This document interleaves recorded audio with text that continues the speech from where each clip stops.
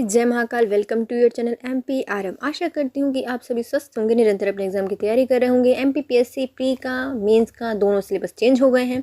तो चलिए आज हम पढ़ने वाले हैं प्री। पहले होने वाला है तो प्री से जनजाति, जिसमें हम यूनिट नंबर 10 को कंप्लीट करेंगे। तो चलिए गाइस स्टार्ट करते हैं। यदि आप हमारे चैनल पर नए हैं, अभी तक चैनल सब्सक्राइब नहीं किया है तो प्लीज़ गाइस पहले चैनल सब्सक्राइब कीजिए, वीडियो को लाइक कीजिए, कमेंट कीजिए, अपने प्यारे प्यारे फ्रेंड्स के साथ शेयर कीजिए। आज हम पढ़ेंगे मध्य प्रदेश की जनजातियाँ।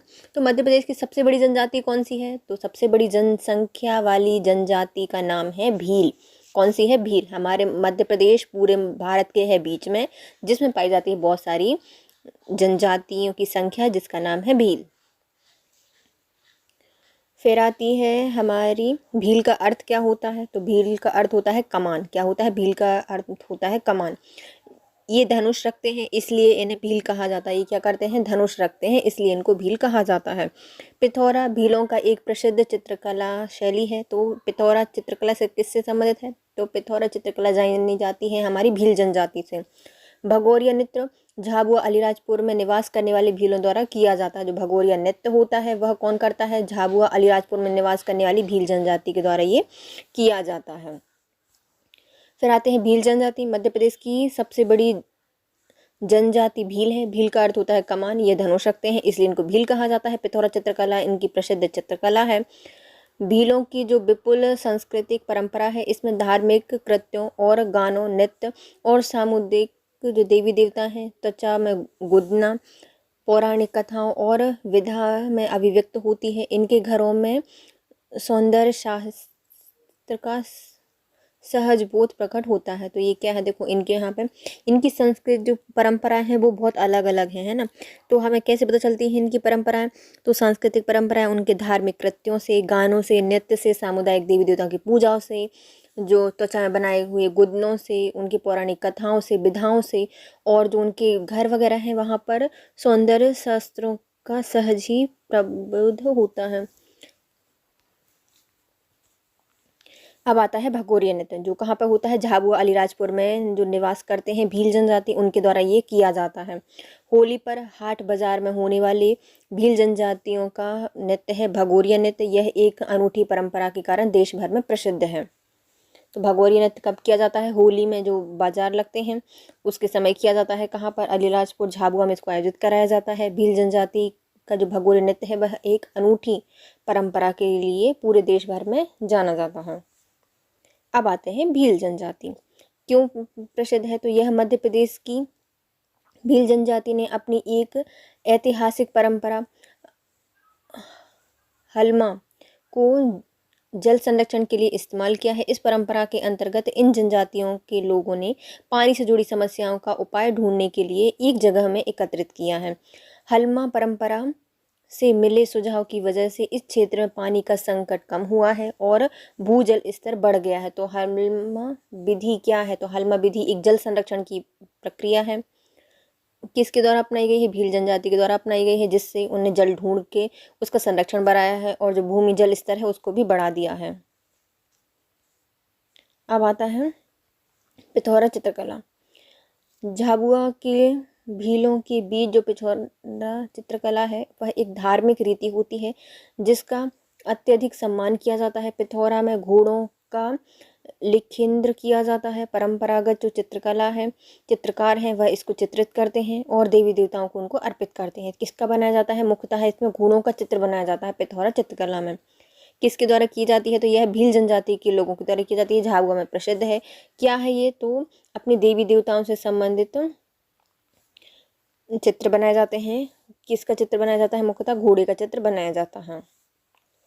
अब आते हैं हमारे जनजाति मसीहा और देश के रॉबिन हुड, जिनका नाम है हमारे टांटिया भील। टांटिया मामा भी इनको कहा जाता है, टांटिया मामा या टांटिया भील। अपनी लोक कल्याणकारी छवि के कारण इन्हें मामा के नाम से प्रसिद्ध क्रांतिकारी टांटिया भील ने कई वर्षों तक ब्रिटिश शासन को चैन की सांस नहीं लेने दी। टांटिया भील बचपन से ही साहसी थे। वह एक कुशल निशानेबाज थे। पारंपरिक तीरंदाजी में दक्ष होने के कारण इन्होंने ही गौरिल्ला युद्ध पद्धति में अत्यंत निपुणता हासिल कर ली थी। 1857 की क्रांति में जननायक टांटिया भील ने कई अवसरों पर सरकारी खजानों को लूटा और जनसाधारण में उसको बांट दिया। जनजाति समाज के इस मसीहा को महान स्वतंत्रता संग्राम सेनानी को भारत का रॉबिन हुड कहा जाता है। तो ये कौन है हमारे रॉबिन हुड, भारत के रॉबिन हुड? टांट्या भील। यह इनका संबंध 1857 की क्रांति से संबंधित है। गौरेला युद्ध पद्धति को भी जानते थे, तीरंदाजी करते थे, कुशल निशानेबाज थे और इन्होंने कई सरकारी खजानों को लूटा है। इनको भारत का रॉबिन हुड कहा जाता है और प्यार से इनको मामा बुलाया जाता है।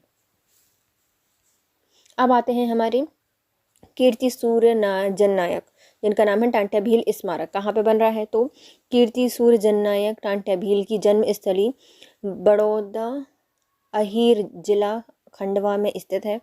27 नवंबर 2021 को यहाँ से पवित्र माटी कलश लिए क्रांति शूर गौरव यात्रा का शुभारंभ मुख्यमंत्री श्री शिवराज सिंह चौहान के द्वारा किया गया था। इस यात्रा के दौरान जनजाति नायकों के बलिदान की शौर्य गाथाओं को जन जन तक पहुँचाया गया था। यह कलश यात्रा टांट्या मामा के कर्मस्थली पाताल पानी पहुँचकर संपन्न हुई थी। तो क्या है ये?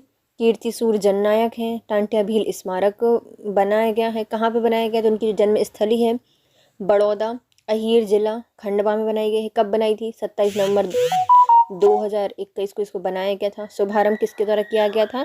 मुख्यमंत्री शिवराज सिंह चौहान के द्वारा इसकी यात्रा निकाली गई थी। और ये यात्रा कहाँ संपन्न हुई है? तो उनकी कर्मस्थली पाताल पानी में जाकर यह संपन्न हुई थी। नेक्स्ट आते हैं हमारी गौड़ जनजाति, जो कि मध्य प्रदेश की दूसरी सबसे बड़ी जनजाति है। गौड़ का जो शब्द उत्पत्ति है वह कहाँ से हुई है? तेलुगु के कौन शब्द से हुई है, जिसका अर्थ होता है पर्वत। क्या होता है? पर्वत। यह जनजाति पर्वतों में निवास करती है।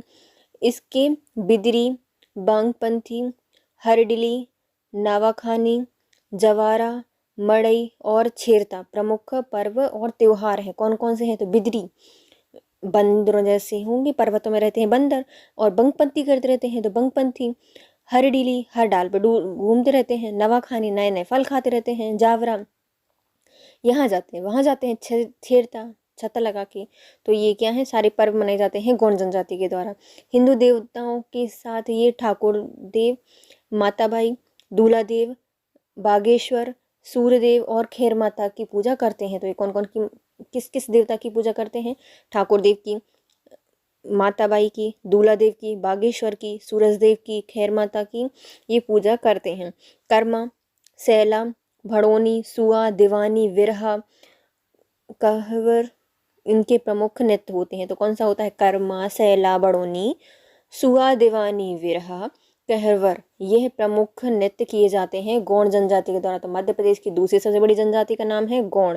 शब्द की उत्पत्ति हुई है तेलुगु शब्द कौन से, जिसका अर्थ होता है पर्वत। इनके प्रमुख जो त्योहार हैं वो कौन से हैं? तो पहले आता है इनमें बंदर, तो हो जाते हैं बिंदरी। बगपंथी करते हैं तो बगपंथी। इस डाल से उस डाल पर जाते हैं तो हर डेली। नवाखानी, जावरा, मड़ई, छेरता इनके प्रमुख त्योहार हैं। प्रमुख देवी देवताओं की पूजा करते हैं, जैसे कि ठाकुर देव, माताबाई, दूल्हा देव, बागेश्वर, सूरज देव, खैर माता की पूजा ये करते हैं। इनके प्रमुख नृत्य में आते हैं कर्मा, सैला, बड़ौनी, सुहा, दीवानी, विरहा और कहवर इनके प्रमुख नृत्य हैं। अब आते हैं अद्भुत कलाओं के लिए प्रसिद्ध है मध्य प्रदेश की गौड़ जनजाति। गौड़ जनजाति की उत्पत्ति द्रविड़ों से हुई है, जिसका अस्तित्व आर्य युग से पहले से माना जाता है। तो जो हमारी गौड़ जनजाति है इनकी उत्पत्ति कहाँ से हुई है? जो द्रविड़ थे उनसे इनकी उत्पत्ति मानी जाती है। इनका अस्तित्व आर्य युग से पहले का ही माना जाता है। गौड़ शब्द कौन से आया है? जिसका अर्थ होता है द्रविड़ मुहावरे में हरे भरे पहाड़ होते हैं। गौड़ जनजाति दक्षिण में गोदावरी नदी की घाटियों में, उत्तर में विंध्य पर्वत तक फैली हुई विस्तृत क्षेत्र में पाई जाती है। जनगढ़ सिंह श्याम अपनी कला के लिए कागज और कैनवास का इस्तेमाल करने वाले प्रथम गौड़ कलाकार थे। इस जनजाति की कलाएं भारत भवन के गुंबद, विधानसभा की दीवारें, इंदिरा गांधी राष्ट्रीय मानव संग्रहालय में प्रदर्शित की गई हैं। देखो हमारे अब कुछ इनके प्रमुख कलाकार आते हैं गौड़ जनजाति के। तो पहले तो गौड़ शब्द समझ लिया कहाँ से आया है? द्रविड़ भाषा का शब्द है, जिसका अर्थ होता है हरे भरे पहाड़।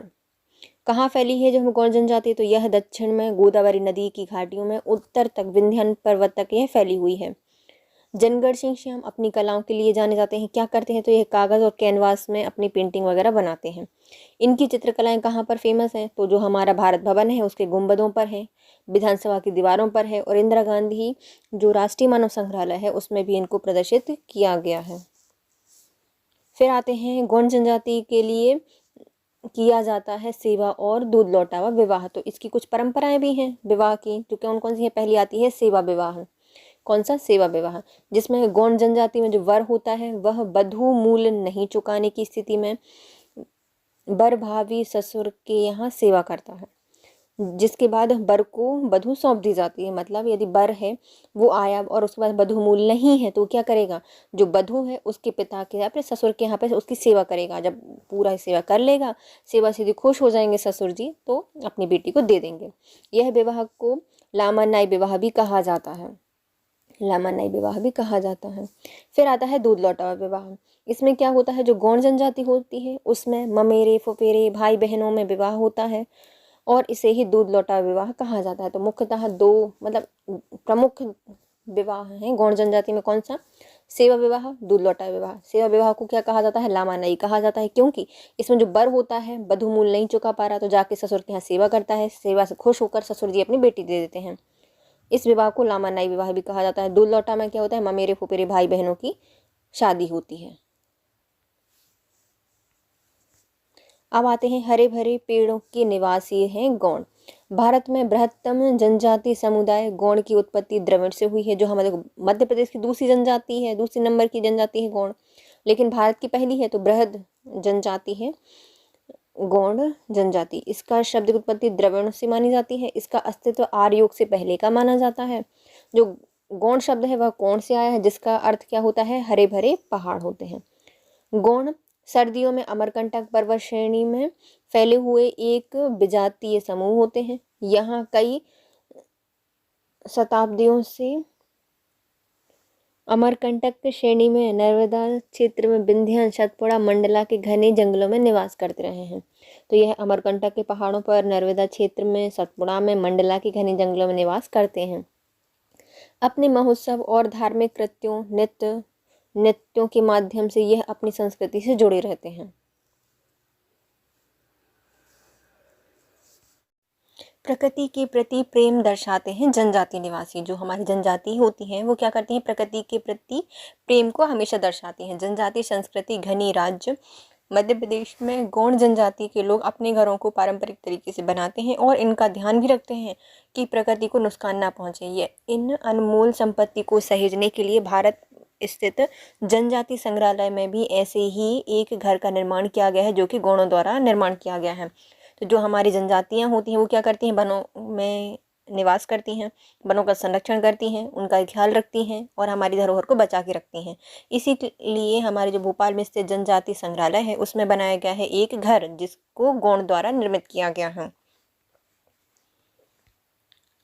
अद्भुत और आकर्षक है मध्य प्रदेश की गौंड कला। तो हमारी गौंड कला है मध्य प्रदेश की अद्भुत आकर्षित है और सबको अपनी ओर आकर्षित करती है। तो मंडला जिले में प्रसिद्ध गौंड आर्ट को मिली है देश विदेश में विशेष पहचान। गौंड जनजाति द्वारा बनाई जाती है यह कलाकृतियाँ। गौंड आर्ट उकेर कर बनाए जाते हैं और जो कि वस्त्र और अन्य उत्पादों पर बनाए जाते हैं। गौंड आर्ट को मिला है जीआई टैग। एक जिला एक उत्पाद योजना में भी इसको शामिल किया गया है। तो कहाँ से शामिल हुए हैं गौंड चित्रकला, हमारी मंडला से। और ये क्या है, तो यह कपड़े पर या फिर कोई वस्तु होती है उस पर उकेर कर बनाई जाती हैं। इसको एक जिला एक उत्पाद में भी शामिल किया गया है और इसको जीआई टैग भी मिला है। नेक्स्ट आते हैं विश्व में प्रसिद्ध है मध्य प्रदेश की गौंड पेंटिंग। मध्य प्रदेश की इस खूबसूरत कला को मिला है जीआई टैग। जीआई टैग आवेदन क्रमांक 701 के संदर्भ में मध्य प्रदेश की गौंड पेंटिंग को पंजीकृत किया गया है। भारत में जो हमारी गौंड चित्रकला है वो भारत में ही नहीं बल्कि विश्व में भी प्रसिद्ध है। इसके लिए जीआई टैग भी दे दिया गया है। कौन सा क्रमांक है, 701 इसका क्रमांक है।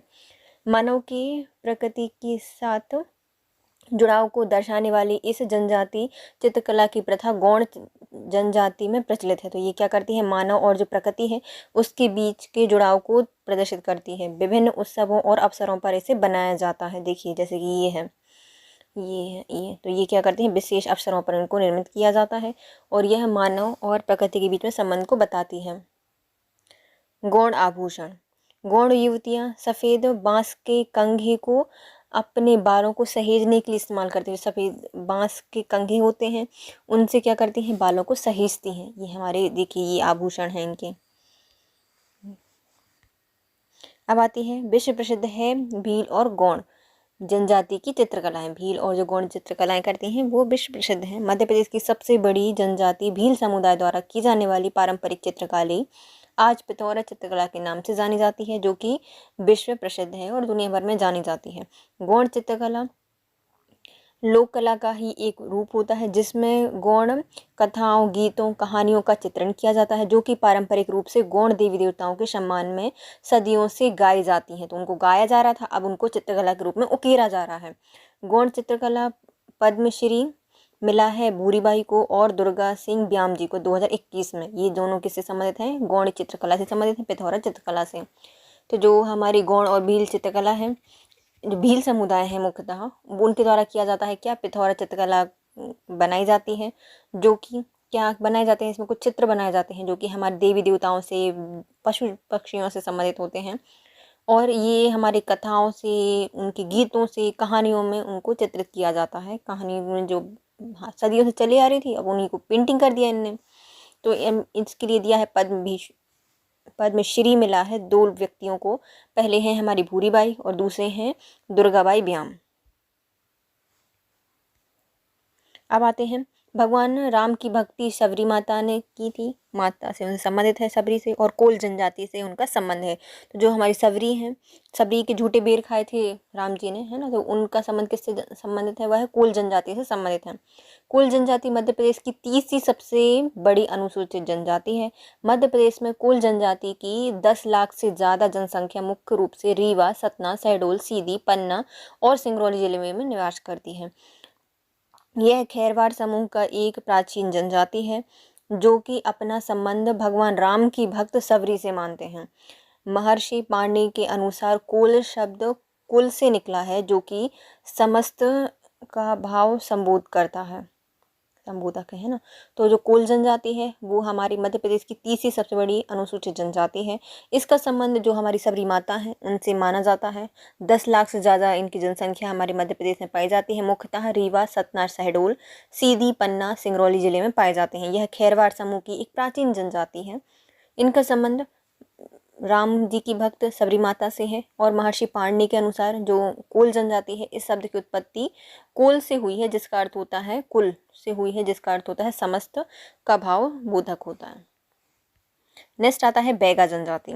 बैग लिखी जाएंगी। तो यह मध्य प्रदेश की मुख्यतः 3 जिले मंडला, शहडोल, बालाघाट में पाई जाती है। बैगा शब्द अनेकार्थी है। बैगा जनजाति विशेष का सूचक होने के साथ साथ अधिकांश मध्य प्रदेश में गुनिया और ओझा का भी पर्याय होता है। तो जो हमारी बैगा जनजाति है, तो ये सिर्फ एक शब्द नहीं बल्कि क्या है, अनेकार्थी शब्द है। इसको यदि हम कोई बैगा बोल रहा है तो इसके बहुत सारे सूचक निकल कर आते हैं, जैसे गुनिया, ओझा वगैरह। कर्मा खाड़ी, कर्मा कर्मा खाप, कर्मा झुलनी, कर्मा लहकी आदि के द्वारा किए जाने वाले नृत्य आते हैं। कर्मा नृत्य को बैगा युवक युवती टोली बनाकर एक दूसरे के गांव में जा जाकर करते हैं।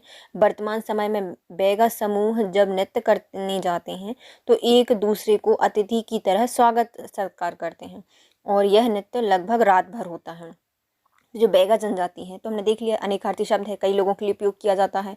गुनिया ओझा के लिए भी प्रयोग होता है। इसमें एक नृत्य किया जाता है।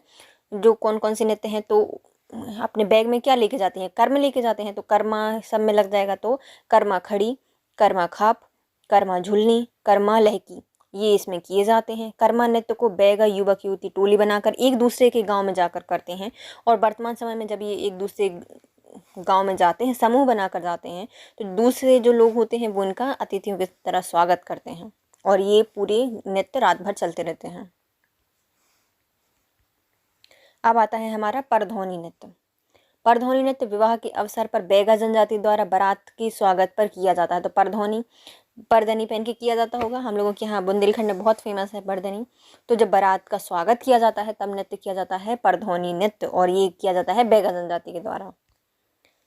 नेक्स्ट आता है कर्मा नृत्य। हमने पढ़ा था बैगा जनजाति करती है, गौड़ जनजाति के द्वारा भी किया जाता है। तो मंडला के जो आसपास के क्षेत्र हैं वहाँ पर गौड़ और बैगा जनजाति समूह के द्वारा कर्मा नृत्य किया जाता है। कर्मा नृत्य कर्मदेव को प्रसन्न करने के लिए किया जाता है। यह नृत्य का प्रतीक होता है, यह नृत्य का प्रतीक है जो कि कर्म देवता को प्रसन्न करने के लिए किया जाता है। कहाँ पर? मंडला वाले क्षेत्र में गौड़ और बैगा जनजाति समूह के द्वारा।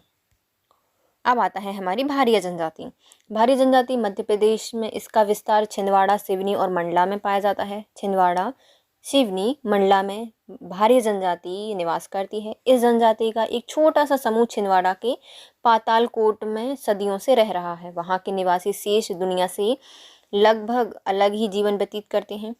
इसमें उनकी अपनी मान्यताएं होती हैं, संस्कृतियां होती हैं। इनकी प्रमुख फसलों में आती है धान, कोदो, कुटकी, और नृत्य करते हैं ये भड़म, सैतम और सैतला। तो जो भारी जनजाति है निवास कहाँ करती है? तो मुख्यतः तो छिंदवाड़ा में पाई जाती है, लेकिन उसके आसपास के जिले जैसे सिवनी और मंडला में पाई जाती है। छोटा सा समूह जो छिंदवाड़ा है वहाँ के पातालकोट में पाया जाता है, जो कि हमारी विशेष शेष दुनिया से अलग रहती हैं और अपनी ही मान्यताओं संस्कृतियों के लिए जानी जाती हैं। इनकी प्रमुख फसलें कौन कौन सी हैं? धान है, कोदो है, कुटकी है और भड़म, सैतम, सैला, ये अहिराई, जो अहिराई होता है, ये सब नृत्य ये इनके द्वारा किया जाता है। अब आते हैं हमारे भारिया जनजाति के आभूषण। तो भारिया महिलाएं गले में सफ़ेद मोती के गुच्छे और पीतल और लोहे की कड़ियों को पहनती हैं। तो ये गले में क्या पहनती हैं? सफ़ेद मोती के गुच्छे पहनती हैं, पीतल और लोहे की कड़ियों को भी ये पहनती हैं। नेक्स्ट आता है भारिया जनजाति। पारंपरिक नृत्यों में भड़म, सैलम, सैतला और अहिराई प्रमुख करती हैं। भड़म नृत्य के कई नाम प्रचलित हैं। विवाह के अवसर पर किए जाने वाला यह नृत्य भारियाओं का सर्वाधिक प्रिय नृत्य है। तो जो हमारा भड़म है तो बैंड बाजा बजते हैं, भड़ भड़ भड़ भड़ भड़, जो शादियों में बजते हैं ना, तो शादियों के अवसर पर किया जाता है ना, विवाह के अवसर पर इसको किया जाता है। और ये भारिया जनजाति का सबसे प्रमुख और प्रिय नृत्य होता है। भड़म समूह नृत्य होता है। इसमें ढोलक, टिमकी, वादक पहले घेरा बनाते हैं जिसके बीच में एक नर्तक लड़की उठाकर दोहरा गाता है। फिर दोहरा के अंतिम शब्द में वाद्य बजाना शुरू हो जाता है और ढोलक की थाप पर और टिमकी की थाल पर पहले मंद गति में उठती हैं, फिर तीव्र गति में तीव्रता होती जाती है। नृत्य की गति भी वाद्यों के साथ बढ़ती जाती है। ढोलक वाद्यों के पैर समानांतर गति से धीरे धीरे सरकते हैं। घेरे के बीच में नर्तक तेज गति से पैर, कमर और हाथों को गति देकर नाचते हैं। तो इसमें क्या होता है? देखो, सबसे भैया बैंड बाजा के साथ बजता है, विवाह में नृत्य किया जाता है जिसका नाम है भड़म। किसके द्वारा किया जाता है? तो ये करती है हमारी भारिया जनजाति, उनका सबसे प्रिय नृत्य होता है। इसमें क्या होता है? ढोलक और टिमकी वाद्य यंत्र होते हैं, वो बजना प्रारंभ होते हैं, मतलब घेरा बना लिया जाता है। एक वादक आता है, वो नृतक एक लड़की को उठाता है और क्या गाता है? दोहरा गाता है। जब वो दोहरा खत्म हो जाता है तो वाद्य यंत्र को बजाना शुरू किया जाता है। पहले जो टिमकी की और ढोलक की थाप होती है धीरे धीरे होती है, फिर तीव्र होती जाती है, और भी फिर जितने वाद्य यंत्र होते हैं वो बजते जाते हैं। ढोलक वाद्यों के पैर समानांतर गति से धीरे धीरे सरकते रहते हैं। घेर के बीच में एक नर्तक तेज गति से पैर और कमर, हाथों को गति देकर नाचते रहते हैं। ये था भड़म। अब आता है मध्य प्रदेश में जनजाति समृद्धता। शहरी जनजाति। शहरी जनजाति की जनसंख्या देखते हैं। यह प्रदेश में शहरी जनजाति की कुल जनसंख्या है 6,14,558 जनसंख्या निवास करती है, जो प्रदेश की आबादी का 0.847% है। इसमें इस जनजाति की उपजातियां भी शामिल हैं। तो हमारी जो शहरी जनजाति है इसकी जनसंख्या कितनी है? तो 6,14,958 जनसंख्या निवास करती है। इसकी आबादी है 0.847%, जो कि इसकी और भी उपजातियां मध्य प्रदेश में पाई जाती हैं। निवास क्षेत्र क्या है? तो जो शहरी जनजाति है उसका निवास है मुख्यतः शिवपुरी, श्योपुर, अशोकनगर, गुना, ग्वालियर, विदिशा, मुरैना, दतिया आदि में निवास करती है। तो ये कहाँ पर निवास करती है जो शहरी जनजाति है? तो साथ साथ से देख लो। तो पहले आ जाएगा शिवपुरी, श्योपुर, उसके आसपास के अशोकनगर, गुना, ग्वालियर, विदिशा, मुरैना, दतिया, यहाँ पर निवास करती है। व्यवसाय क्या करती है? तो जो शहरी जनजाति है वह जीवन के लिए वनों उपज पर आधारित होती है। वनों से जो प्राप्त होता है उस पर ही आधारित होती है। खेतों में साल में एक बार वर्षा के आधार पर फसल प्राप्त करती हैं, और यह खरीफ और दूसरी वर्ष रवि प्राप्त करते हैं और ये स्वयं खेती करते हैं। तो इनके क्या होते हैं, तो जो वनों से प्राप्त वनोपज होती है, गोंद वगैरह हो गया, खैर वगैरह, कत्था वगैरह हो गया, इस पे अपने जीवनोपार्जन करते हैं, शहद वगैरह पर, है। और जो वर्षा होती है उसके आधार पर ये 2 फसलें लेती हैं। तो वर्ष में एक बार लेती हैं रबी की और दूसरी बार लेती हैं खरीफ की। खुद ही फसल करना या खेती करना पसंद करती हैं। अब आती है, क्या आप जानते हैं शहरिया आदिवासियों द्वारा घर सजाने के लिए जो पारंपरिक रूप से भित्ति चित्र बनाए जाते हैं। तो ये हैं भित्ति चित्र। कौन बनाता है, तो ये बनाती है शहरिया जनजाति अपने घरों को पारंपरिक रूप से सजाने के लिए। भित्ति चित्रों का निर्माण मुख्य रूप से श्योपुर और मुरैना में निवासरत आदिवासियों द्वारा किया जाता है। जो श्योपुर और जो मुरैना में रहने वाले आदिवासी हैं उनके द्वारा इनका निर्माण किया जाता है। इन सुंदर चित्रों को विभिन्न रंगों से रंगा भी जाता है। ये है हमारी शहरिया जनजाति। ये कहाँ पर है, मुख्यतः मुरैना श्योपुर क्षेत्र में पाई जाती हैं। घरों में जो ये होते हैं, पेंटिंग वगैरह होती है, इनको सजाते हैं, बनाते हैं, सुंदर सुंदर रंगों से उनको अलंकृत करते हैं। अब आते हैं, जड़ी बूटियों के अच्छे जानकार होते हैं आदिवासी। देखा होगा आपने गांव के, शहरों के बाहर आदिवासियों के बहुत बड़े बड़े टोले लगे होते हैं, टेंट लगे होते हैं, जिसमें वो आदिवासी जड़ी बूटियां देते हैं। तो अच्छी जड़ी बूटियों की जानकार भी होते हैं। जंगलों में हजारों वर्षों से रहने वाले आदिवासी वहां मिलने वाली जड़ी बूटियों की मदद से असाध्य रोग का इलाज कर सकते हैं। विशेष रूप से शहरी जनजाति जड़ी बूटियों की पहचान में माहिर मानी जाती है। इन औषधियों की पहचान एक करके ये है उनके उपाय को बढ़ा देती हैं और मध्य प्रदेश शासन इसके प्रयासरत है। तो और भी उनको कुशल करने के लिए मध्य प्रदेश शासन इसमें मदद कर रही है। तो जो हमारी जड़ी बूटियां होती हैं, क्योंकि जंगलों में जो रहता है उसे पता होती है कौन सी जड़ी बूटी या फिर कौन सी फसल, पत्तियां, फूल किस काम में आते हैं, तो वो हमेशा वहीं रहते हैं। तो उनको पता होता है कि कौन सी जड़ी बूटी किस काम में आती है। हजारों वर्ष से वहीं रह रहे हैं, तो ये असाध्य रोगों का भी इलाज कर सकते हैं। इनको औषधि की पहचान अच्छे से होती है, इसलिए इसके प्रयास को और बढ़ावा देने के लिए मध्य प्रदेश सरकार निरंतर प्रयास कर रही है कि उनको और कुशल बनाया जाए। अब आते हैं, क्या आप जानते हैं प्रदेश में भारिया, सहरिया और बैगा जनजातियों को विशेष जनजाति निवासरत माना जाता है। तो हमारे मध्य प्रदेश है उसमें 3 मुख्यतः विशेष जनजाति हैं, जो कि हैं भारिया, बैगा और सहरिया। भारिया, बैगा और सहरिया निवास करती हैं। ये मंडला, बैहर, बालाघाट, डिंडोरी, पुष्पराजगढ़, अनूपपुर, शहडोल, उमरिया, ग्वालियर, दतिया सहित भिंड, मुरैना, शिवपुरी, गुना, छिंदवाड़ा में पाई जाती हैं। तो जो ये जनजातियाँ हैं, विशेष जनजातियाँ कौन कौन सी हैं हमारी, बैगा, भारिया और सहरिया, कहाँ निवास करती हैं, मंडला, बैहर, बालाघाट, डिंडोरी, पुष्पराजगढ़, अनूपपुर, शहडोल, उमरिया, ग्वालियर, दतिया सहित भिंड, मुरैना, शिवपुरी, गुना, दतिया में ये पाई जाती हैं। शहरीय जनजाति बैगा और भारिया, ये तीनों ही जनजाति अपनी विशेष परंपराओं के लिए जानी जाती हैं। विशेष परंपराओं, विशेष संस्कृति के लिए ये जानी जाती हैं। अब आते हैं, मध्य प्रदेश में रॉबिन हुड टाटिया भील को सलामी देना रोकी जाती है ट्रेन। जो हमारे रॉबिन हुड हैं आदिवासियों के, जिनका नाम है टाटिया भील, इनको सलामी देने के लिए लोग ट्रेन भी रुक जाती है। Khandwa Mhow metre gauge line पर काला कुंड स्टेशन से गुजरने वाली हर ट्रेन वहां बने टांटिया मामा भील के मंदिर के सामने 1 मिनट के लिए जरूर रुकती है। रेलवे ने इस अघोषित नियम बना दिया है कि ट्रेन ड्राइवर कुछ भी या कितनी भी देर के लिए गाड़ी रोक सकता है। सलामी के लिए रुकने में हॉर्न बजाकर भी गाड़ी आगे बढ़ाई जाती है। तो देखो सब कौन कौन देता है, मतलब ये कोई घोषणा नहीं की गई है रेलवे स्टेशन वालों ने या फिर रेलवे वालों ने, लेकिन हाँ हर ड्राइवर क्या करता है, वहाँ पर टांटिया मामा का जो मंदिर है कहाँ बना है, तो खंडवा महू की जो मीटर गेज लाइन है, काला कुआं स्टेशन, वहाँ पर बना है। वहाँ पर उनका मंदिर है। वहाँ पर कुछ 5 मिनट के लिए, 10 मिनट के लिए, 1 मिनट के लिए रुकेगी, हॉर्न बजाकर ट्रेन आगे बढ़ जाती है। खंडवा में सन 1840 में से आदिवासी परिवार में जन्म लेने वाले टांटिया भील अपने सामाजिक कार्यों और देशभक्ति के कारण आज भी मामा के नाम से जाने जाते हैं। खंडवा में कब से, 1840 में इनका जन्म हुआ था, तब से ये सामाजिक कार्यों में और देशभक्ति के कार्य कर रहे हैं। इनको क्या बुलाया जाता है, मामा बुलाया जाता है।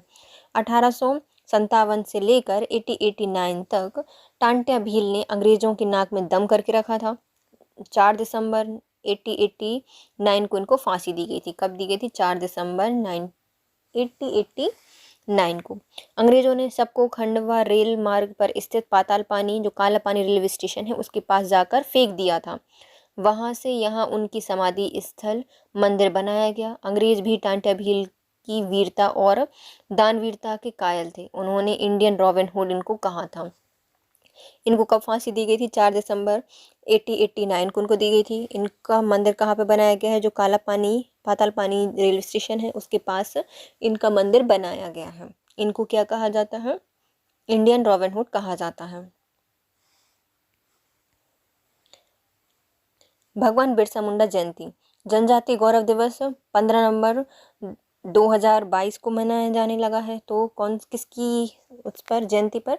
तो ये मनाया जाता है, भगवान बिरसा मुंडा है उनकी जयंती में मनाया जाता है जनजाति गौरव दिवस 15 नवंबर को 2022 से मनाया जाना है।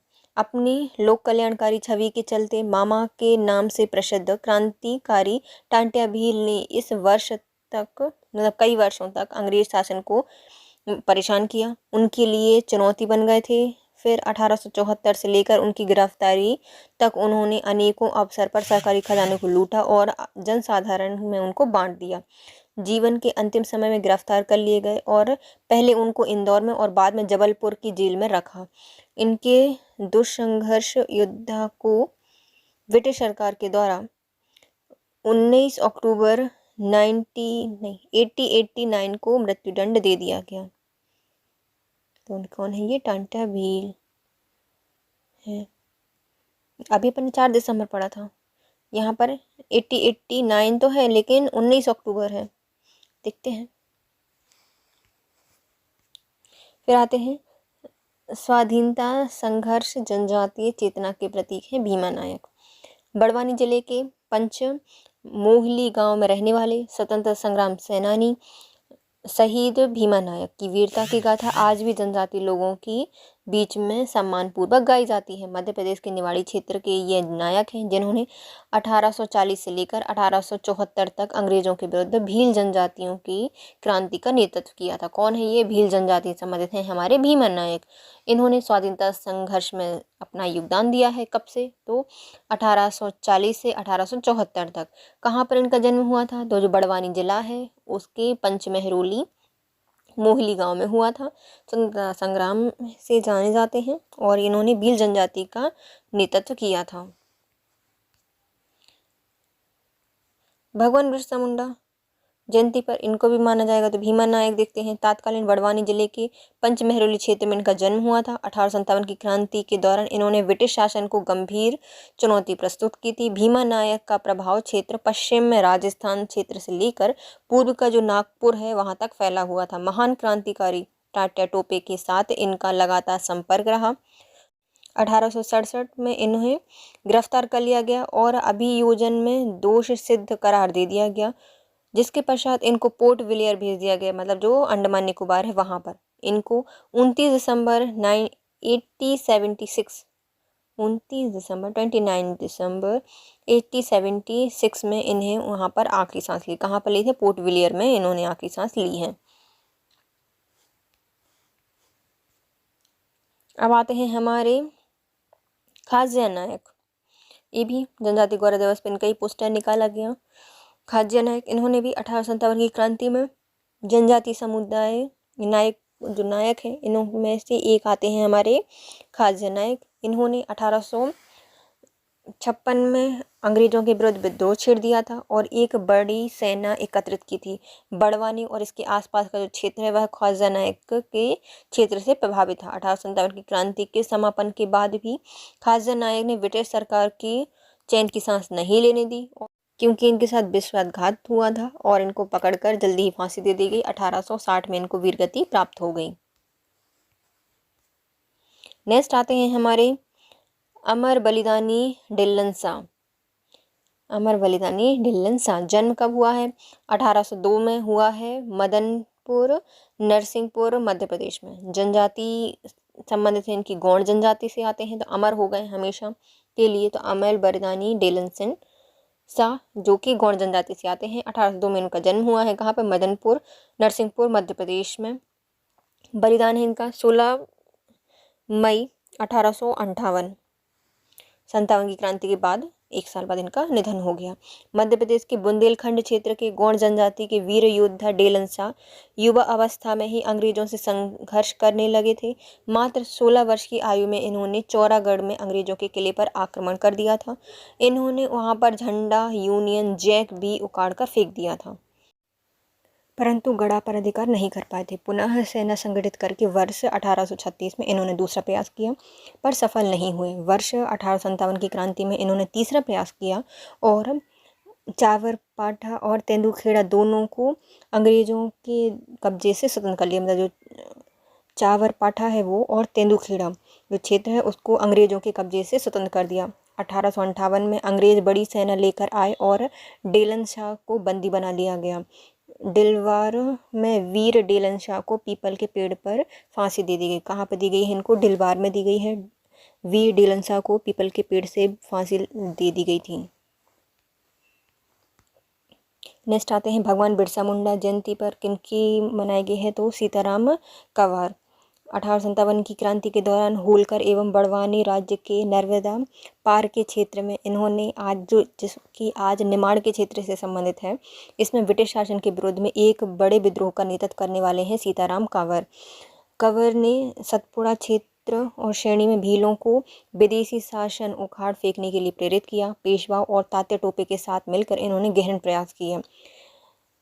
कंपनी की शक्तिशाली सेना का सामना यह महान नायक अपनी सीमित शक्ति और संसाधनों के साथ करते रहे और अक्टूबर 1858 में इन्हें गिरफ्तार कर लिया गया और इन्हें कैद करने के दौरान इनको संसार से विदा कर दिया गया। तो ये कौन है? सीताराम कंवर हैं। कहाँ से आते हैं? निमाड़ क्षेत्र से आते हैं, नर्मदा पार से। कौन सा क्षेत्र है? तो ये होलकर और बड़वानी वाला क्षेत्र के अंतर्गत आता है। अंग्रेजों का विरोध किया है इन्होंने। 1857 की क्रांति में भाग लिया है। तात्या टोपे और पेशवाओं का साथ दिया है और भीलों का नेतृत्व किया है। नेक्स्ट आते हैं हमारी झलकारी देवी। वीरांगना झलकारी देवी का जन्म 22 अक्टूबर 1830 को झांसी के समीप भोजला नामक ग्राम में हुआ था। इनका विवाह महारानी लक्ष्मीबाई के तोपची पूरन सिंह के साथ हुआ था। कालांतर में अपने साहस और युद्ध कौशल के कारण महारानी लक्ष्मीबाई की सेना में महत्वपूर्ण भूमिका निभाई है। 1857 की क्रांति में इन्होंने महारानी लक्ष्मीबाई के साथ नेतृत्व किया है। झलकारी देवी ने अद्भुत शौर्य का प्रदर्शन किया और युद्ध क्षेत्र में महारानी को सुरक्षित कर शत्रुओं से सामना करते हुए इन्होंने अपने प्राण का बलिदान दे दिया है। तो कौन है ये? झलकारी बाई है। कहाँ से आती हैं? तो ये झांसी से संबंधित है। 1830 में इनका जन्म हुआ था। इनकी शादी हुई है लक्ष्मीबाई जी के तोपची पूरन सिंह से और कालांतर में ये रानी लक्ष्मीबाई की सेना में शामिल रही हैं और इनके साथ ही इन्होंने 1857 की क्रांति में भाग लिया था और वीरगति को प्राप्त हुई थी झलकारी देवी। फिर आते हैं हमारे शंकर शाह, गढ़मंडला के पूर्व शासक और महान संग्राम शाह के वंशज। शंकर शाह एक अप्रतिम क्रांतिकारी थे जो कि युद्ध कला में पारंगत होने के साथ साथ ही काव्य रचना में भी सिद्ध हस्त थे। इन्होंने अंग्रेजों के विरुद्ध एक महान सशस्त्र प्रतिरोध का नेतृत्व किया है और 18 सितंबर 1857 को जबलपुर में वीरगति को प्राप्त हुए हैं। कौन है? शंकर शाह हैं। 1857 की क्रांति में भाग लिया है। कहाँ से? जबलपुर से आते हैं। इनका क्षेत्र कौन सा है? तो गढ़मंडला के पूर्व शासक रहे हैं और जो महान संग्राम शाह थे उनके वंशज हैं ये, मतलब दुर्गावती जी के वंशज से आते हैं। शंकर शाह एक क्रांतिकारी हैं। अंग्रेजों का विरोध किया है इन्होंने और इन्होंने काव्य भी लिखे हैं। इनको कब फांसी या फिर वीरगति कब प्राप्त हुई थी? तो 18 सितंबर 1857 को। नेक्स्ट आते हैं रघुनाथ शाह। ये राजा शंकर शाह के पुत्र थे। गढ़ामंडला के शौर्य के ध्वज वाहक रघुनाथ शाह ने अंग्रेजों के विरुद्ध संघर्ष का नेतृत्व किया। जबलपुर स्थित जो ब्रिटिश सेना है उसको संघर्ष के लिए प्रेरित किया। इन्होंने ही इस क्षेत्र में अंग्रेजों के हृदय में महान भय का संचार किया था। 18 सितंबर को जबलपुर में इन्हें अपने पिता शंकर शाह के साथ वीरगति को प्राप्त हुए थे। कौन है ये? रघुनाथ शाह हैं। गढ़मंडला से आते हैं और शंकर शाह के पुत्र थे। कहाँ से इन्होंने किया है? जबलपुर से। 1857 की क्रांति में अंग्रेजों को परेशान किया था। इनको क्रांति या वीरगति प्राप्त हुई है 18 सितंबर 1857 को। अब आते हैं सुरेंद्र शाह। संबलपुर राज्य के राजकुमार सुरेंद्र शाह ने 18 वर्ष की आयु में जीवन पर्यंत अंग्रेजों के कुचकों के विरुद्ध सशस्त्र संघर्ष किया। 23 जनवरी 1809 में संबलपुर के निकट खिंडा में जन्म लेने वाले सुरेंद्र शाह ने गौड़ और विजल जनजाति समुदाय के अधिकारों के लिए आवाज उठाई। 1857 के स्वतंत्रता संग्राम में सुरेंद्र शाह ने अंग्रेजों को कड़ी चुनौती दी और इस दौरान उनका कार्यक्षेत्र संबलपुर से कालाहांडी और बिलासपुर तक फैला हुआ था। लंबे संघर्ष के बाद 1862 में उन्हें गिरफ्तार कर लिया गया और मध्य प्रदेश के जो बुरहानपुर जिला है वहां पर असीरगढ़ के किले में कैद कर दिया गया। 23 मई 1884 में इन महान वीर को अंतिम सांस प्राप्त हुई। तो कौन है ये? सुरेंद्र शाह है। कहाँ से आते हैं? संबलपुर से आते हैं, लेकिन मध्य प्रदेश से संबंधित नहीं है। इनका संबंध बस इतना है कि इनको बुरहानपुर का जो असीरगढ़ का किला है यहाँ पर बंदी बनाया गया था। कौन सी क्रांति से संबंधित है सुरेंद्र शाह? तो 1857 की क्रांति से संबंधित है। ये गौड़ और जो बिझल जनजाति समूह है उनका इन्होंने नेतृत्व किया था और उनके अधिकारों के लिए आवाज उठाई थी। रघुनाथ सिंह मंडलोई। रघुनाथ सिंह मंडलोई जो कि टांडा बारूद के निवासी हैं। इन्होंने स्थानीय भील और भिलाला समुदाय के प्रतिष्ठित नेतृत्वकर्ता हैं।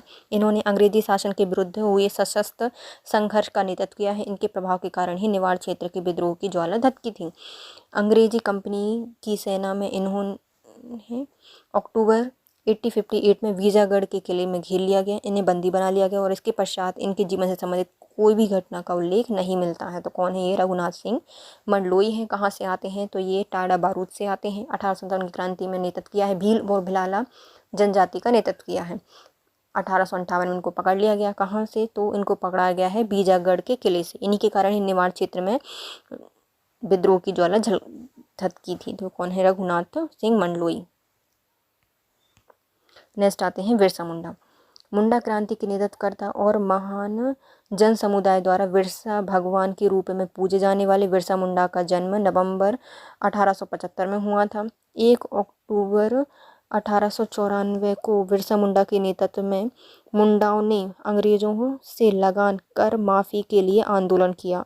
1895 में इन्हें गिरफ्तार कर लिया गया और हजीराबाग केंद्रीय कारागार में 2 साल के कारावास की सजा दी गई। कारावास से मुक्त होने के पश्चात इन्होंने अंग्रेजों के विरुद्ध सशस्त्र क्रांति का आह्वान किया और मार्च 1900 में इनको गिरफ्तारी तक सतत रूप से चलता रहा। कारावास में दी गई यातना और उत्पीड़न के कारण इन्हें जून 1900 में रांची के कारावास में ही अपनी जीवन की यात्रा समाप्त हो गई। तो कौन है ये? बिरसा मुंडा है। तो कौन है ये? बिरसा मुंडा है। इनका जन्म कब हुआ है? तो 1875 में हुआ है। कहाँ पर? तो ये आते हैं हमारे मुंडा जनजाति से संबंधित हैं। 1 अक्टूबर 1894 को इन्होंने अंग्रेजों के लगान के खिलाफ में आंदोलन स्टार्ट किया। इनको पकड़कर जेल में डाल दिया। कौन सा? हजीराबाग केंद्रीय कारागार में।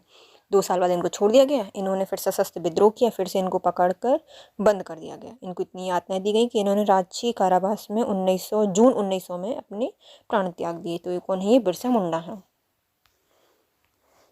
नेक्स्ट आते हैं रानी दुर्गावती।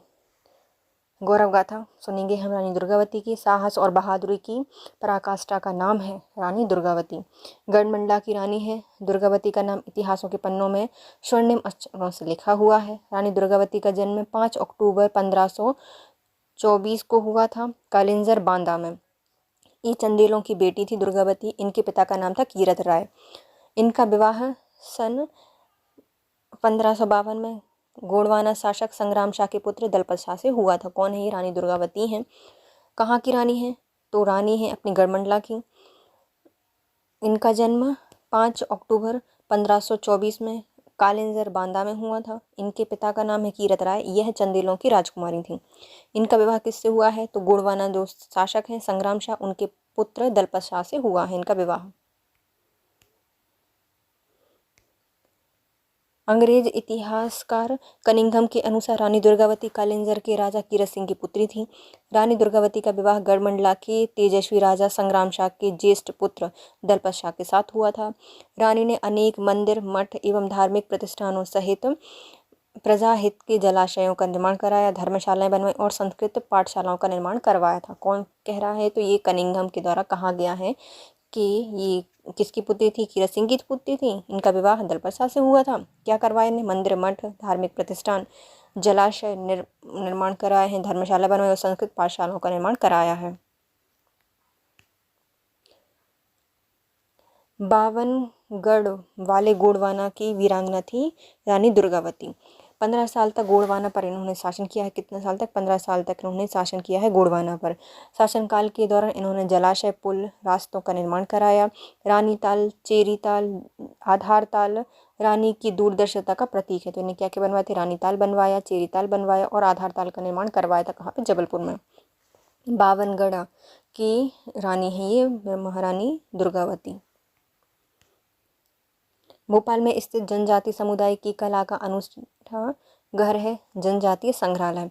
तो मध्य प्रदेश जनजातीय संग्रहालय समूचित विश्व में अपनी ही तरह का एकमात्र ऐसा संग्रहालय है जो कि जीवित संग्रहालयों की श्रेणी में आता है और निरंतर अपने आप को विस्तृत करने संभव प्रयास कर रहा है। यह जनजातीय समुदाय की कला का एक अनूठा घर है जिससे अन्य समुदाय में नए माध्यम के अभाव में साथ स्वयं रचा है। प्रदेश में जनजाति समुदाय के लगभग 1000 शिल्पकारों ने लंबा समय व्यतीत कर इसमें आकार देने में अपनी भूमिका निभाई है। इसके द्वारा तैयार किए गए रूपांकनों में जनजाति जीवन दृष्टि, कलाबोध, देवी आस्थाओं से जुड़ी अनेक विलक्षण बातें नए सिरे से उद्घाटित हुई हैं। तो ये कहाँ पर स्थित है? जनजाति संग्रहालय हमारे भोपाल में स्थित है, जो कि जनजाति समुदाय का कलाओं का एक घर है। इसको जीवित संग्रहालय की श्रेणी में रखा गया और ये ऐसा विश्व का पहला है क्योंकि यहाँ पे बहुत सारी चीज़ें रखी गई हैं, सजो कर रखी गई हैं। 1000 शिल्प कलाओं ने लंबे समय तक इसमें आकार दिया है शिल्पकारों ने। श्री बादल भोई राज जनजातीय संग्रहालय। जनजातीय स्वतंत्रता सेनानी स्वर्गीय श्री बादल भोई के नाम पर मध्य प्रदेश में विविध जनजातीय लोकाचरण को बढ़ावा देने के लिए और संरक्षित करने के उद्देश्य से 1994 को छिंदवाड़ा में स्थापित किया गया है। तो बादल भोई, बादल छा गए, कहाँ पर? छिंदवाड़ा में। स्थापना कब की गई है? 1994 में की गई है। क्यों की गई है? तो जो जनजातीय विविधता है उसको, लोकाचार को बढ़ावा देने के लिए और संरक्षित रखने के लिए। यह विविध अनुसूचित जनजाति की जीवन शैली को दर्शाता है। तो जीवन शैली और जो संस्कृति है उसको दर्शाता है। संग्रहालय में 11 कमरे हैं और 2000 से अधिक जनजातीय कलाकृतियाँ, गोत्र के चिन्ह और मॉडल प्रदर्शित किए गए हैं। 2000 से अधिक जनजातीय कलाकृतियाँ हैं, गोत्र के चिन्ह हैं और मॉडल यहाँ पर प्रदर्शित किए गए हैं। हर साल 1 लाख से अधिक घरेलू एवं अंतर्राष्ट्रीय अंगुतुक संग्रहालय में आते हैं। तो 1 लाख से मतलब देखने पर्यटक आते हैं। तो कहाँ पर बनाया गया है? श्री बादल भोई राज्य जनजातीय संग्रहालय छिंदवाड़ा में स्थित है 1954 को। अब आते हैं जनजातीय संस्कृति और जीवन शैली से परिचय करा रहा है हमारा आदिव्रत। मध्य प्रदेश की जनजातीय संस्कृति से अवगत कराने के लिए खजुराहो में मध्य प्रदेश जनजाति एवं लोक कला राज्य संग्रहालय सांस्कृतिक गांव आदिव्रत का निर्माण किया गया है। आदिव्रत तो आदिवासी, तो आदिव्रत बनाया गया है। आदिव्रत में प्रदेश की प्रमुख जनजाति जैसे कि गोंड, बैगा, भील, भारिया, कोरकू, कोल और सहरिया के प्रातिनिधिक आवासों और जीवन उपयोगी वस्तुओं का निर्माण कर प्रदर्शित किया गया है। तो ये कौन है? ये है हमारा आदिव्रत। कहाँ पे बनाया गया है? खजुराहो में इसको स्थापित किया गया है मध्य प्रदेश में। क्यों बनाया गया है? तो जनजाति और लोक कला राज्य संग्रहालय है, सांस्कृतिक गांव है आदिव्रत। इसमें जो हमारी जनजातियां हैं भील, भिलाला, कोरकू, कोल, सहरिया, गोंड और बैगा के जो आवास स्थल हैं, उनकी उपयोगी वस्तुएं हैं, उनका निर्माण करके यहाँ पर प्रदर्शित किया गया है। गोंडवाना की जनजातीय संस्कृति को समर्पित है रानी दुर्गावती संग्रहालय। तो जो हमारे गोंडवाना जनजाति है उनकी संस्कृति को हमने कहाँ पर संग्रहित करके रखा है? तो रानी दुर्गावती संग्रहालय में रखा है। कहाँ है ये? तो जबलपुर में स्थित है रानी दुर्गावती संग्रहालय। देश की प्राचीन धरोहर में से शामिल है।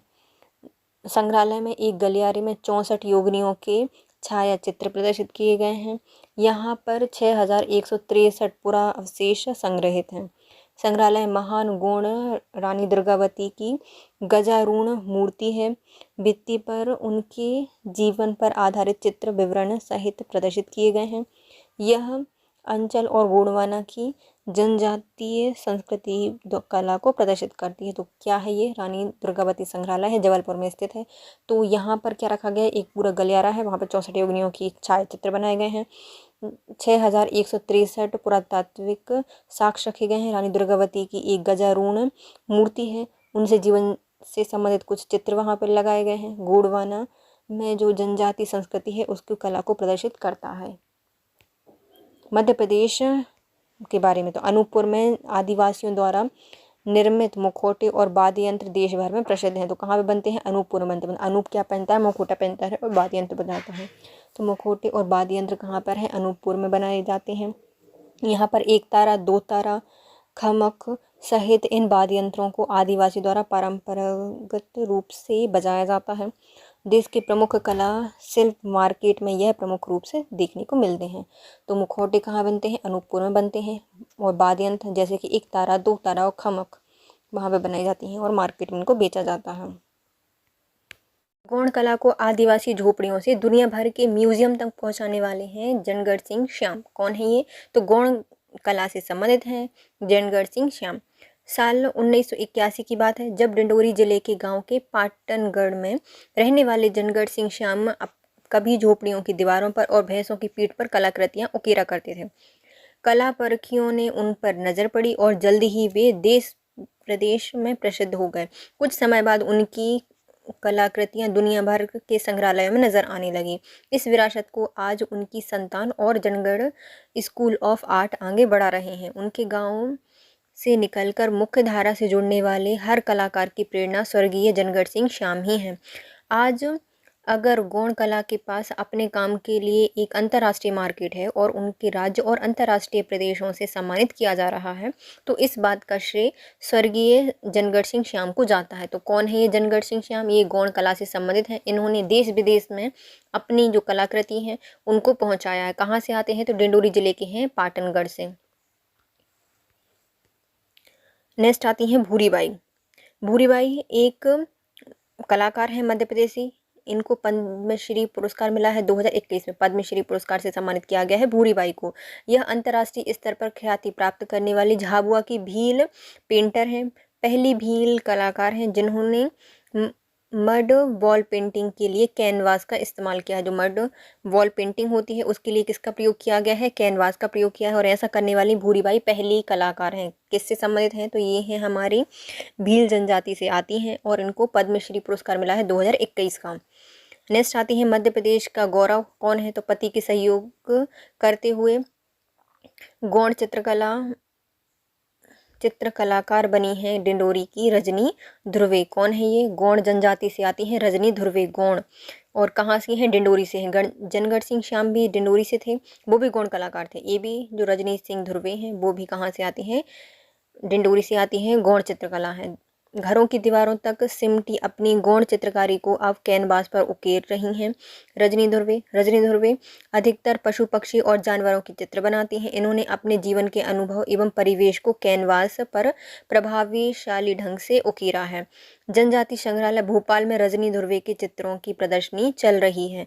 तो कहाँ पर चलती है? तो जो भोपाल में संग्रहालय है, जनजाति संग्रहालय, वहाँ पर इनकी प्रदर्शनी लगाई जाती है रजनी सिंह ध्रुवे के चित्रों की। कहाँ से हैं? डिंडोरी से आती हैं, गौड़ चित्रकलाकार हैं। फिर आती हैं हमारी गंगूबाई। क्या नाम इनका? गंगूबाई है। ये भील समुदाय से आती हैं और ये भी लिखंद्रा से संबंधित, मतलब ये भी चित्रकारी वगैरह करती हैं। तो कौन है ये? गंगूबाई हैं, भील समुदाय से आती हैं। शांता भूरिया, ये भील समुदाय से संबंधित हैं शांता भूरिया, और ये भी चित्रकला से संबंधित हैं। शांता भूरिया कहाँ से आती हैं? भील समुदाय से संबंधित हैं। नेक्स्ट आती हैं हमारी सविता बरिया। ये भील समुदाय से संबंधित हैं सविता बरिया, और ये भी सह विक्रेता हैं प्रदर्शनी की, चित्रकला से संबंधित हैं। क्या नाम है इनका? सविता बरिया, भील समुदाय से आती हैं। दुबू बरिया ये भील समुदाय के चित्रकार हैं। क्या नाम है इनका? दुबू बरिया, ये भील समुदाय के चित्रकार हैं। नेक्स्ट आती हैं पद्मश्री दुर्गाबाई ब्याम। यह गौड़ जनजाति से, अभी तक हमने भील जनजाति के पढ़े हैं, ये कौन है? गौड़ जनजाति समुदाय से आती हैं। इनको पद्मश्री पुरस्कार दिया गया है। इनका नाम है दुर्गाबाई ब्याम। गौण चित्रकला से संबंधित हैं। गौड़ समुदाय के चित्रकारों में संबंधित हैं धनिया बाई श्याम। ये धनिया बाई श्याम कहाँ से आती हैं? गौड़ समुदाय से संबंधित, ये भी चित्रकला से संबंधित हैं। फिर आती हैं हमारे मंगू उइके, इनको भी गौड़ समुदाय से संबंधित हैं। मंगू उइके कहाँ से संबंधित हैं? गौड़ समुदाय से संबंधित हैं। धनिया पद्मश्री दुर्गा सिंह ब्याम, देखो दुर्गाबाई ब्याम, धनियाबाई श्याम और मंगूबाई मतलब मंगू उइके, ये सब गौड़ समुदाय से संबंधित हैं। नेक्स्ट आते हैं हमारे जयप्रकाश ध्रुवे, तो ये भी गौड़ समुदाय से संबंधित हैं। जयप्रकाश ध्रुवे गौड़ समुदाय से संबंधित हैं, चित्रकार हैं। रजनी ध्रुवे अभी पढ़ा था, गौड़ समुदाय से संबंधित हैं और इनकी प्रदर्शनी लगी है कहाँ? भोपाल जनजाति संग्रहालय में।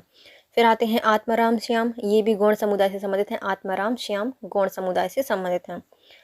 सहदेव कुमार पुशाम, ये गौड़ समुदाय से संबंधित हैं, चित्रकार हैं। कौन है? सहदेव कुमार पुशाम, ये गौड़ समुदाय के चित्रकार हैं। इनके नाम पूछ लिए जाते हैं और पूछा जाता है कौन है, तो इससे सब पता चल जाएगा। जनजाति समुदाय की मान्यताओं पर आधारित है गौड़ चित्रकला, तो यह घने जंगल, वन्य प्राणी, पक्षी, जनजातियों से जुड़े हुए देवी देवता जैसे कि बूढ़ा देव के चित्र या बड़ा देव की चित्र बनाते हैं, उनकी जीवन शैली को झलकाते हैं। तो जो हमारा जनजातीय समुदाय है क्या बनाता है? तो जो गौड़ चित्रकला है उसमें जंगल बनाए जाते हैं, पशु पक्षी बनाए जाते हैं, देवी देवताओं की मूर्ति बनाई जाती है और उसमें भी बड़ा देव प्रसिद्ध हैं। अब आती हैं हमारी रानी कमलापति महल।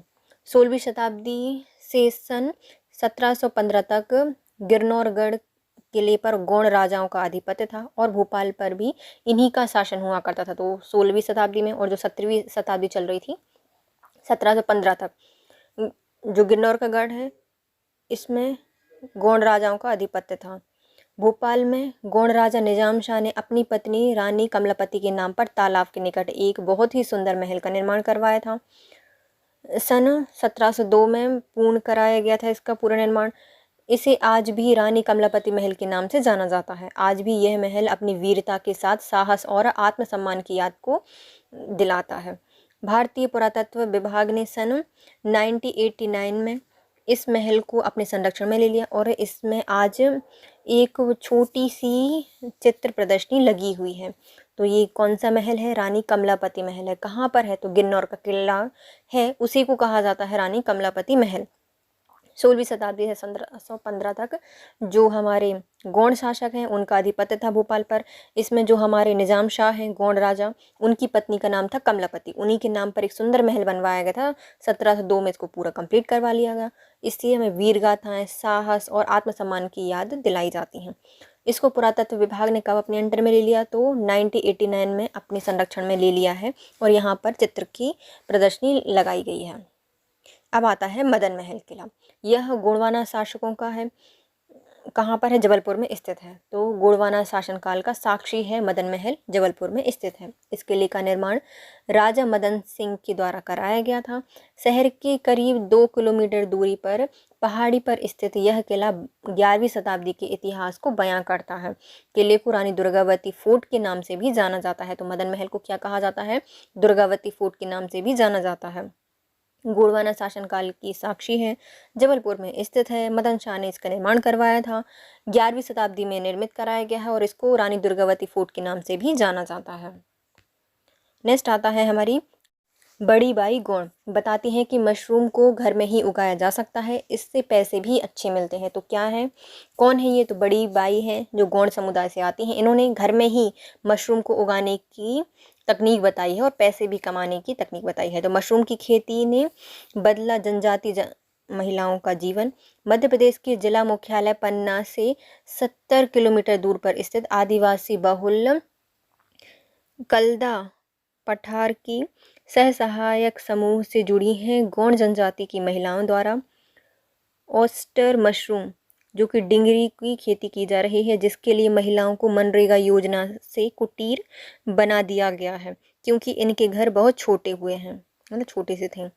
आजीविका मिशन द्वारा इन महिलाओं को मशरूम का अचार, पापड़ और नमकीन बनाने का प्रशिक्षण भी दिया जा रहा है। मशरूम का उत्पाद करने से महिलाओं को अतिरिक्त आय होने लगी है। इससे महिलाओं के जीवन स्तर में गुणवत्ता सुधार हुआ है और साथ ही मशरूम का जो उपाय है वह अपने भोजन में उपयोग करके कुपोषण में भी कमी ला रही हैं। तो कौन है ये? तो बड़ी बाई गौड़ समुदाय से संबंधित है। कहाँ पर इन्होंने स्टार्ट किया है अपना ये? तो जो हमारा पन्ना जिला मुख्यालय है उससे 70 किलोमीटर दूर पर स्थित है कलदा पठार, उसमें सहायक समूह से जुड़ गई हैं सारी गौड़ महिलाएं और उन्होंने ओस्टर मशरूम जो कि डिंगरी कहा जाता है उसकी खेती करना प्रारंभ कर दिया है। इसको मनरेगा योजना से कुटीर बना दिया गया है क्योंकि इनके घर छोटे छोटे से थे। अब इनके लिए आजीविका मिशन के तहत कौन से मिशन? दो मिशन आएंगे। मनरेगा योजना से इनको कुटीर बना दिया गया है और जो आजीविका मिशन है इसके तहत जो मशरूम का अचार, पापड़ और नमकीन बनाने का प्रशिक्षण दिया जा रहा है। इससे महिलाओं की आय में भी सुधार हुआ है और इनने अपने भोजन में उपयोग किया है उसका मशरूम का, तो कुपोषण भी दूर हुआ है। सपने हो रहे साकार, भगवान बिरसा मुंडा स्वरोजगार योजना बनी आधार। 50 लाख तक के ऋण की सुविधा दी जा रही है। प्रदेश में अनुसूचित जाति जनजाति वर्ग में चलाई जा रही है भगवान बिरसा मुंडा स्वरोजगार योजना। योजना के अंतर्गत विनिर्माण गतिविधियों के लिए 50 लाख तक रुपए और सेवा व्यवसाय गतिविधियों के लिए 25 लाख रुपए तक की परियोजनाएं स्वीकृत की गई हैं।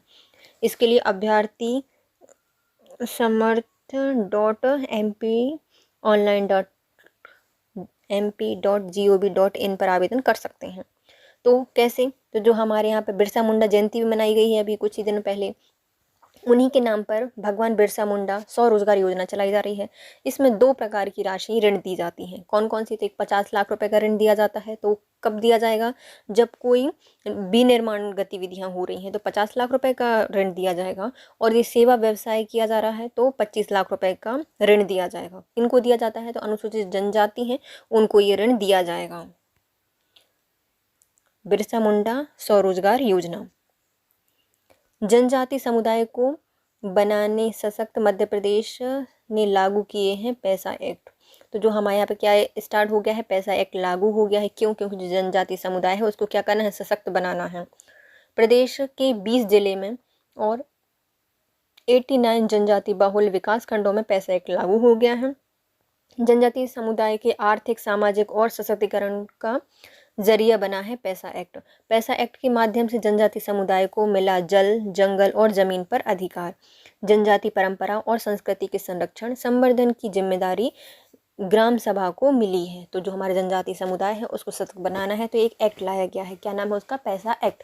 तो 20-20 रुपए के भाव मिला है तो पूरे 20 जिलों में लागू कर दिया। कितने विकास खंड है? 89 विकास खंड है तो 89 विकास खंड में लागू कर दिया गया है। क्या करेगा? तो आर्थिक, सामाजिक और जो उनका सशक्तिकरण है उसका जरिया बनेगा ये। इसमें जितने भी जो जनजाति समुदाय हैं उनको जंगल, जमीन और जल है उसके अधिकार दे दिए गए हैं और जितने भी उनके संवर्धन से संबंधित जिम्मेदारियां हैं, उनके संरक्षण से, उनकी जनजाति परंपराओं का संरक्षण करना है, जितनी भी जिम्मेदारियां हैं वो ग्राम सभाओं को दे दी गई है। विकास पर्व जनजाति समुदाय का समग्र विकास। मध्य प्रदेश के 20 जिले में 89 विकास खंडों में पैसा एक्ट लागू कर दिया गया है। जनजाति वर्ग को जल, जंगल और जमीन का अधिकार मिल गया है और इसकी जो संरक्षण करना है, नियम बनाने कौन बनाएगा? तो ये बनाएगी उनकी ग्राम सभाएं। इसके साथ हमारा वीडियो होता है complete guys. If you like my video please share, subscribe and comment. Thank you so much guys, have a nice day. जितने भी फ्रेंड्स हैं हमारे जिनने हमें सपोर्ट किया है, इतने सारे सब्सक्राइबर किए हैं, तो उन सभी के लिए शुक्रिया और आप ऐसे ही सपोर्ट करते रहिए और जल्दी जल्दी से हमारा चैनल सब्सक्राइब कीजिए। Thank you so much guys, have a nice day.